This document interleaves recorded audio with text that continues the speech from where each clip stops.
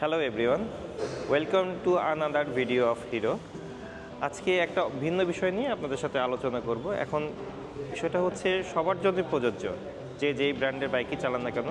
কারণ বাজারে এখন কিন্তু আপনারা জানেন যে অনেক সুন্দর সুন্দর অ্যাডভান্স ফিচারিস্টিক স্টাইলিশ বাইক মার্কেটে চলে এসছে। যেই পছন্দের বাইক পছন্দ করেন না কেন সেটা কিনতে পারছেন। বাট বাইক কেনার পরে সর্বপ্রথম যে কাজটা সবচেয়ে বেশি গুরুত্বপূর্ণ বা জরুরি সেটা হচ্ছে বাইকের রেজিস্ট্রেশন করা। আর এই বাইক রেজিস্ট্রেশন করতে কী কী কাগজ লাগে বা কী কী ডকুমেন্ট বা পেপারস লাগে সে বিষয়টা আমরা অনেকেই জানি।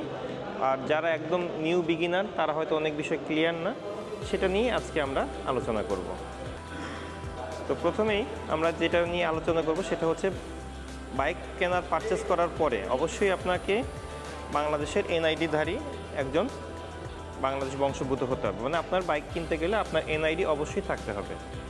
আর এনআইডির পরবর্তীতে আপনাকে যে কাজটা এখন বর্তমানে করতে হয় সেটা হচ্ছে বিএসপি মানে বিআরটিএস সার্ভিস পোর্টাল।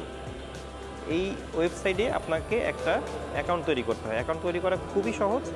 জাস্ট আপনার ফোন নাম্বার, যেটা আপনার এনআইডি সিম দিয়ে যে নাম্বারটা মোবাইল নাম্বারটা কেনা হয়েছে সেটা, আপনার ডেট অফ বার্থ এবং আপনার এনআইডি নাম্বার, এই তিনটা জিনিস দিয়ে এই পোর্টাল থেকে আপনাকে একটা অ্যাকাউন্ট তৈরি করে নিতে হবে। অ্যাকাউন্ট তৈরি করার পরে আপনার যে কাজটা করতে হবে সেটা হচ্ছে আপনি যদি নিজে রেজিস্ট্রেশন করেন, শোরুম যেখান থেকে পারচেস করবেন আপনার বাইকটি সেখান থেকে বিআরটিএ রেজিস্ট্রেশন ডকুমেন্ট আপনারা নিয়ে নেবেন। আর যদি শোরুম কর্তৃপক্ষ তারা করে দেয় তাদেরকে আপনাদেরকে 4টা ডকুমেন্ট সাবমিট করতে হবে। নাম্বার 1 এনআইডি মানে আপনার জাতীয় পরিচয়পত্র। নাম্বার 2 আপনার ইউটিলিটি বিল। নাম্বার 3 আপনার যেই ছবি দিতে হবে, পাসপোর্ট সাইজের দেন অথবা স্ট্যাম্প সাইজের দেন, 3 কপি ছবি দিতে হবে। আর নাম্বার 4 হচ্ছে আপনার ড্রাইভিং লাইসেন্স।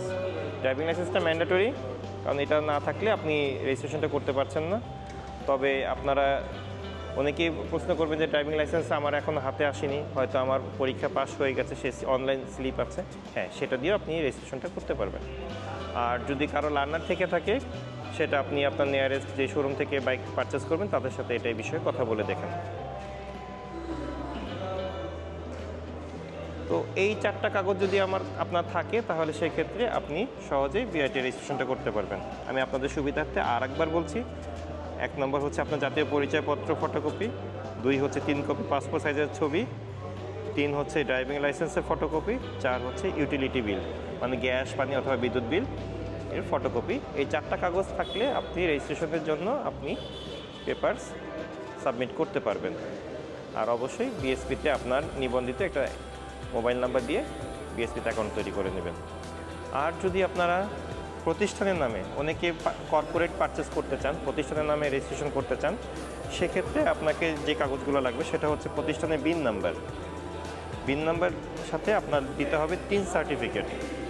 সেই সাথে কোম্পানির লেটার হেড প্যাডে সিল এবং সাইন, অথরাইজ যিনি কন্ট্যাক্ট পারসন আছেন তিনি সিল এবং সাইন দিবেন। এবং এনআইডি কপি এবং ড্রাইভিং লাইসেন্স একটা কপি লাগবে, সেটা হচ্ছে সেই প্রতিষ্ঠানের যে কোনো কর্মকর্তা বা কর্মচারী হলেই হবে। এবং ইউটিলিটি বিল কপি, একটা ইউটিলিটি বিলের কপি লাগবে। যদি আপনাদের যে লেটার হেড প্যাডটা দিচ্ছেন সেই লেটার হেড প্যাডের অ্যাড্রেসটা যদি আপনার সেম হয়, আপনার রেজিস্ট্রেশনের অ্যাড্রেসের সাথে সেম হয়, তাহলে আপনাকে আর কষ্ট করে আলাদাভাবে কোনো ইউটিলিটি বিলের কপি দেওয়ার দরকার নাই। আর বিএসপি অ্যাকাউন্ট সেটা তো ম্যান্ডেটরি, সেটা করতেই হবে। যে কোনো এমপ্লয়ের ডকুমেন্ট দিয়ে আপনি বিএসপি অ্যাকাউন্টটা তৈরি করে নিতে পারবেন।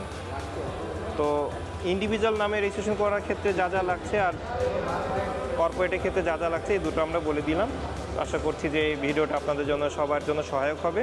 আর পরবর্তী কোনো নতুন বিষয় নিয়ে আপনাদের কোনো সাজেশন থাকলে দয়া করে আমাদেরকে জানাবেন, আমরা চেষ্টা করব সেই বিষয় নিয়ে একটা ভিডিও করে আপনাদেরকে সহযোগিতা করার জন্য। তো সবাই ভালো থাকবেন, সুস্থ থাকবেন আর সেফলি রাইড করবেন। আর হিরোর দেশ বাংলাদেশ। ধন্যবাদ।